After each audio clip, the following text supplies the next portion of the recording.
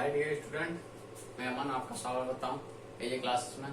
तो हम फिर आ चुके हैं एक बार लाइव नए सेशन के साथ।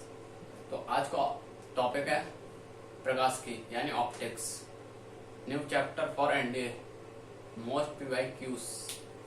तो बिना देरी किए हम क्वेश्चनों को शुरू करते हैं। आज का पहला क्वेश्चन है आपका, निम्न में से किसका उपयोग सूर्य की प्रकाश किरणों को फोकस करने में किया जाता है? जो सूर्य की प्रकाश की किरणें होती हैं उनमें से किस दर्पण का प्रयोग किया जाता है फोकस करने के लिए सूर्य की प्रकाश की किरणों को? समतल दर्पण, ऑप्शन बी उत्तल दर्पण, या फिर ऑप्शन डी अवतल दर्पण। निम्न में से किसका उपयोग सूर्य की प्रकाश किरणों को फोकस करने में किया जाता है? ऑप्शन ए समतल दर्पण, ऑप्शन बी उत्तल दर्पण, ऑप्शन सी अवतल दर्पण, या फिर option D none of these. हमेशा की तरह आपके पास 5 से 10 सेकंड होंगे अपना आंसर कमेंट में टाइप करने के लिए। आपका टाइम शुरू होता है। एक बार क्वेश्चन रिपीट करता हूं मैं, निम्न में से किसका उपयोग सूर्य की प्रकाश किरणों को फोकस करने में किया जाता है? समतल दर्पण, उत्तल दर्पण, या फिर अवतल दर्पण। तो किसका किया जाता है? समतल दर्पण का उपयोग किया जाता है प्रकाश की किरणों को फोकस करने में। क्वेश्चन नंबर दूसरा, जल के भीतर बुलबुला व्यवहार किस तरह से करता है? ऑप्शन है अवतल लेंस की तरह, उत्तल लेंस की तरह, या फिर अवतल उत्तल लेंस की तरह। जल के अंदर, जल के भीतर बुलबुला किस तरह से कार्य करता है? अवतल लेंस की तरह, उत्तल लेंस की तरह, या फिर अवतल उत्तल लेंस की तरह? अवतल उत्तल लेंस की तरह।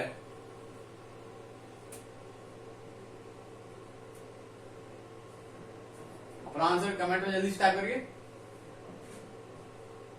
तो बुलबुला किस तरह से जल के भीतर कार्य करता है? अवतल लेंस की तरह करता है।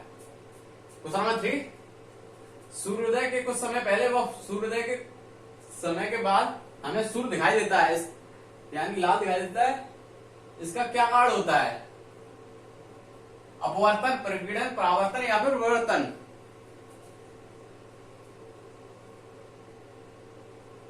सूर्य के कुछ समय पहले व सूर्योदय के समय बाद हमें सूर्य दिखाई देता है, इसका कारण क्या होता है? इसका कारण होता है ऑप्शन नंबर बी परावर्तन होता है।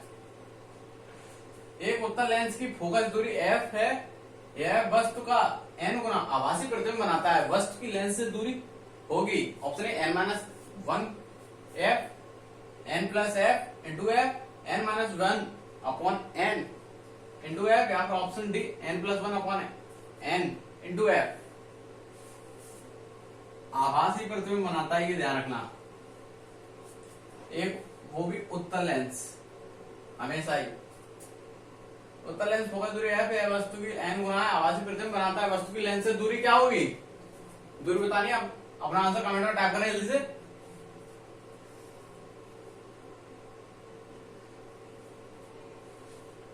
तो इसका आंसर क्या होगा? Option number C n-1 upon n into f। Question number 5, आकाश में इंद्रधनुष के रंगों का मुख्यतः फैलाव होता है, किस कारण से होता है?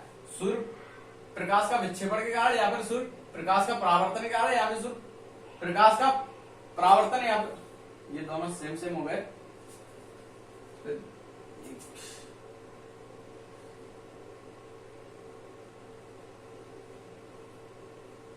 तो ठीक है, सूर्य प्रकाश का विवर्तन के कारण, या फिर सूर्य प्रकाश का परावर्तन के कारण, या फिर option D none of these.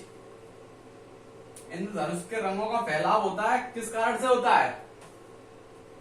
अपना आंसर टाइप करें कमेंट में।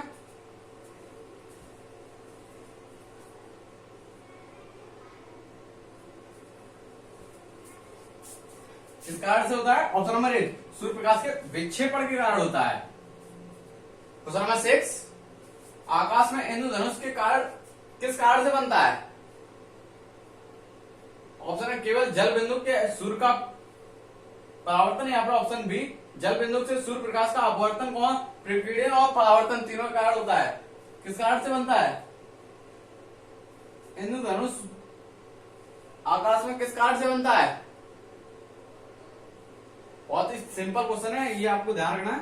अपवर्तन, प्रकीर्णन और परावर्तन के कारण।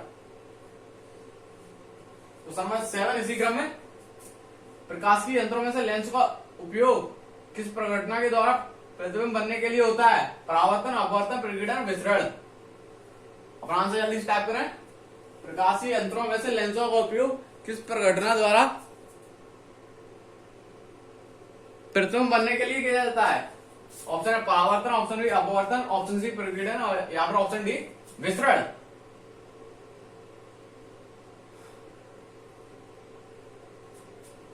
किसके कारण किया जाता है? प्रकीर्णन के कारण। ये आपका टिक मार्क है थोड़ा सा। वास्तविक प्रतिबिंब आपके पास दो ऑप्शन है, पर्दे पर बनाया जा सकता है, ऑप्शन नंबर दूसरा सदैव आवर्धित और उल्टा होता है। ऑप्शन है आपके पास केवल का उत्तर सही है या फिर केवल खा उत्तर सही है, या फिर ऑप्शन सी है आपके पास का और खा दोनों ऑप्शन सही है, या फिर ऑप्शन डी कोई भी ठीक नहीं है।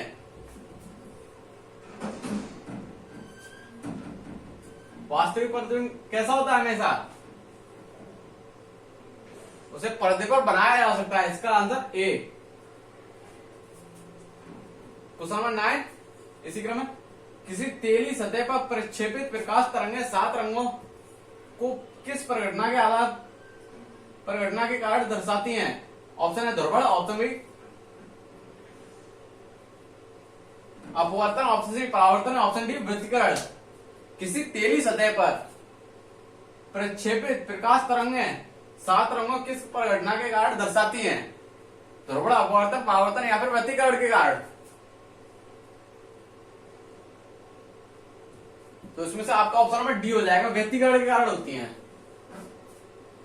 इसी क्रम में आपका क्वेश्चन नंबर 10, चश्मा बनाने में प्रयोग किया जाने वाला प्रकाशीय कांच किससे बनता है? जो चश्मे में प्रयुक्त होता है कांच, वो किससे बनता है?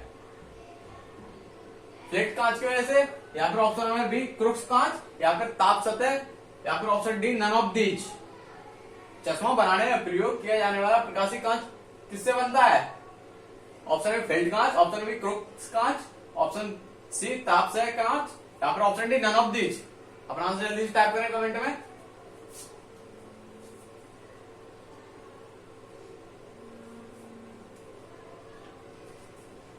तो कौन सा होगा? फेल्ट कांच, ऑप्शन नंबर ए।